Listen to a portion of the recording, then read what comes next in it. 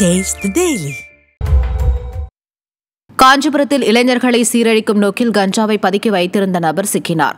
சிறுவாக்கம் ஊராட்சியில் மணிகண்டன் என்பவர் கஞ்சா விற்பனையில் ஈடுபட்டதால் பிடிபட்ட நிலையில் அவரிடமிருந்த 1 கிலோ 650 கிராம் எடையுள்ள கஞ்சா பறிமுதல் செய்யப்பட்டது. மேலும் இவர் ஏற்கனவே கடந்த 3 மாதங்களுக்கு முன்பு கஞ்சா விற்பனையில் ஈடுபட்டு சிக்கியது தெரியவந்தது.